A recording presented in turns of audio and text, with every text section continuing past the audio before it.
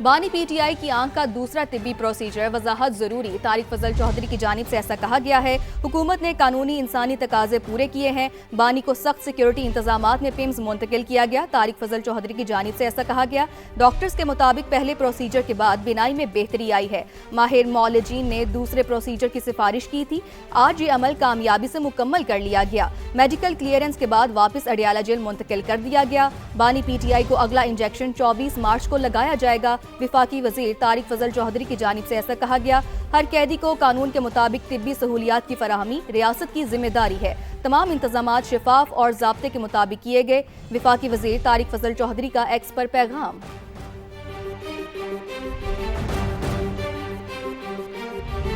उधर लाहौर के इलाके शादमान में शौहर ने बीवी को कत्ल कर दिया। पुलिस ने मुलजिम को हिरासत में ले लिया है। समा के नुमाइंदे जहांगीर खान हमारे साथ मौजूद हैं। जहांगीर, तफसीलन बताइए क्या वाक़या है ये? हाजी, मकतूला की शनाख्त 30 साल की जो बख्तावर है उसके नाम से की गई, जब इसके शौहर इस्माइल को पुलिस ने बकुआ से गिरफ्तार कर लिया है। पुलिस का ये कहना है कि मुलजिम ने अपनी बीवी को कत्ल करने के बाद बीवी के वालिदैन को ये इत्तला दी कि घर में डकैती हुई है और डाकुओं ने उनकी बेटी पर हमला किया है। जब वो जैब कुआं पर पहुंचे तो देखा कि उनकी बेटी जो वो खून में लथपथ पड़ी थी और तेजधार आले से उसको कत्ल किया गया था। मकतूला के जो वालिदैन हैं उनका ये कहना है कि शौहर और ससुराल वाले माली मुआवनत के लिए इन पर दबाव डालते थे और आए रोज उनके मुतालबात जो है वो बढ़ते चले जा रहे थे। इसके बाद आज उन्होंने तशद्दुद करके इनकी बेटी को तेजधार आले से कत्ल किया। पुलिस का ये कहना है कि मुलजिम से तफ्तीश शुरू कर दी गई है। जैब कुआं के शवाहिद भी इकट्ठे कर लिए गए हैं और मकतूला के जो वालिदैन हैं उनकी मुद्दत में इस वाक़े का मुकदमा दर्ज किया जाएगा और तफ्तीश आगे बढ़ाई जाएगी। जी, बहुत शुक्रिया आपका। साबिक़ वफाकी वज़ीर इत्तलात मोहम्मद अली दुरानी ने कहा है कि महमूद खान अचकज़ई नवाज शरीफ की मर्जी से अपोजिशन लीडर बने। पीटीआई हुकूमत गिराने में महमूद खान अचकज़ई ने साथ दिया था, अब वो पीटीआई के भी साथ हैं। आसिफ अली जरदारी और मियां नवाज शरीफ का मुफाहमत के लिए पीटीआई से रब्ता है। डायलॉग अब भी जारी है जिसमें इस्टेब्लिशमेंट न्यूट्रल है। इस्लामाबाद में समा के नुमाइंदे टिका खान सानी को इंटरव्यू में मोहम्मद अली दुरानी ने कहा कि अली अमीन गंडापुर जिन चीज़ों से इनकारी थे उस पर सुहेल आफरीदी मान गए हैं। हमारे साथ मौजूद है इस वक्त साबिक़ वफाकी वज़ीर इत्तलात व नशरियात और सीनियर सियासतदान मोहम्मद अली दुरानी। इनसे हम बात करते हैं। दुरानी साहब, इस वक्त आप डिमांड कर रहे हैं कौमी हुकूमत की, मुतफ़िक़ा कौमी हुकूमत, पसे पर्दा कोई आपको आशीर्वाद हासिल है मुक़्तदिर हलकों की, या कि सियासी ग्राउंड्स पे आप ये डिमांड कर रहे हैं? हमें अपने ज़मीर की आशीर्वाद हासिल है। 2024 के इलेक्शन से पहले मैंने ज़ाती तौर पर एक डिमांड की थी कि आप इलेक्शन के बाद नेशनल यूनिटी गवर्नमेंट बनाने का पहले से एक एग्रीमेंट कर लें।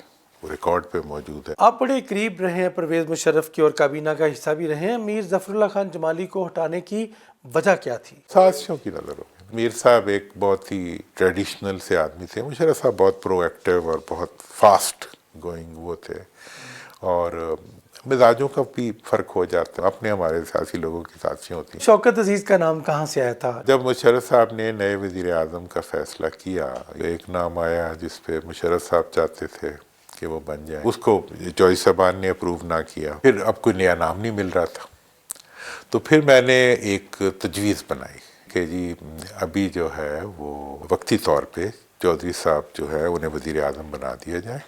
इस दौरान सेनेट में से किसी फ़र्द को, मोहम्मद मियाँ सोमरो का नाम मैंने लिया था उस वक्त, कि जी उनको इलेक्शन लड़वा के पीएम बना दिया जाए। वो तजवीज़ चलती रही तो उसकी एक मकबूलियत मिल गई, तो उसके नतीजे में उसका 50% तो एक्सेप्ट हो गया कि चॉइस साहब को वज़ीर आज़म बना दिया गया। लेकिन जो अगला वज़ीर आज़म के लिए फिर मोहम्मद मियाँ सोमरो के बजाय जो कुराए इंतखाब गिरा वो शौकत अजीज़ साहब पे गिरा। ये फार्मूला जो था ये मैंने दिया था। ये गलती थी पीडीएम का बनना? इमरान खान की मकबूलियत देने वाली सबसे बड़ी पीडीएम की गलती ये थी कि उन्होंने जब हुकूमत ख़त्म हुई तो दोबारा इंतखाबात नहीं कराए। इमरान खान साहब ने असम्बली तहलील करने के बजाय अगर असम्बली में बैठते तो बहुत जल्दी वो इस अपोजिशन को सियासी तौर पे नॉकआउट कर देते। इमरान खान को हटाए जाने की असल वजह क्या है? सियासतदान जो कहते हैं वो करते नहीं हैं, उन्हें वही करना चाहिए जो वो कहते हैं। मिसाक जमहूरियत अमेरिका में हुआ था, तो उसके कुछ दिन के बाद हम दुबई आए, तो हम एयरपोर्ट जा रहे थे تو انہوں نے کہا جی آپ چلیں، تو مشرف صاحب تھوڑا ٹھہر کے آئیں گے. تو انہوں نے کہا کیا مسئلہ ہے؟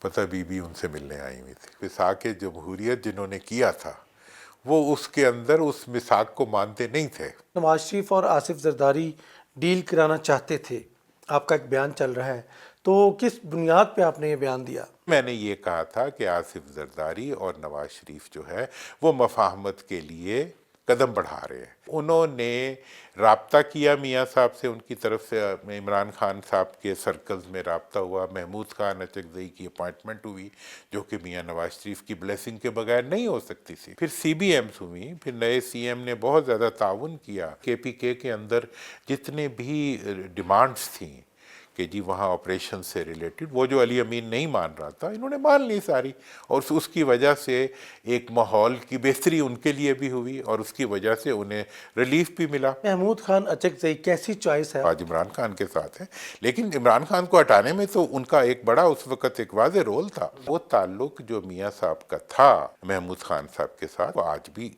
ہے ان کا تعلق. اور دوسری بات یہ ہے کہ جب ان کی اپائنٹمنٹ ہو رہی تھی اس وقت انہوں نے اسپیکر قومی اسمبلی سے کہا تھا کہ آپ ان کی اپائنٹمنٹ کریں، وہ ہو گئی.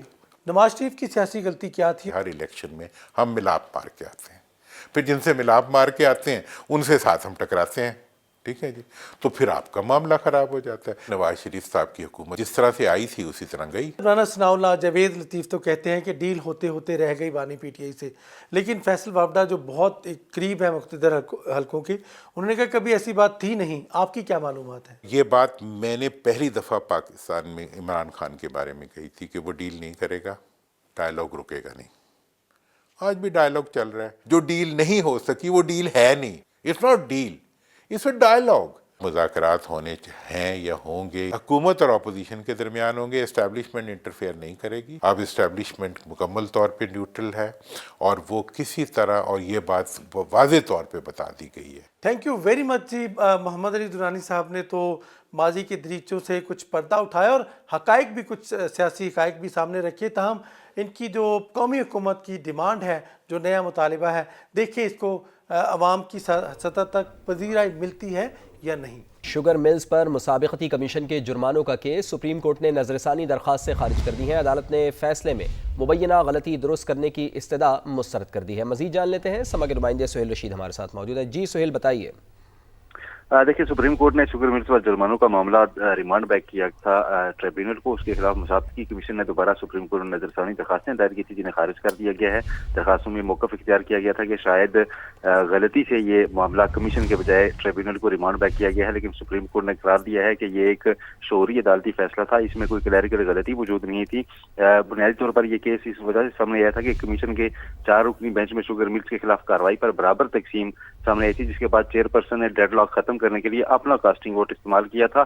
لیکن سپریم کورٹ نے اپنے فیصلے میں اس معاملے کو ریمانڈ بیک کیا تھا اور یہ قرار دیا تھا کہ چیئرپرسن اس طرح اپنا ووٹ کاسٹ نہیں کر سکتے، لہذا ٹریبیونل اس سارے معاملے کو دیکھے، وہاں پر یہ کارروائی چلے. اس کے خلاف نظر ثانی درخواست کو خارج کیا گیا ہے. جی، بہت شکریہ آپ کا.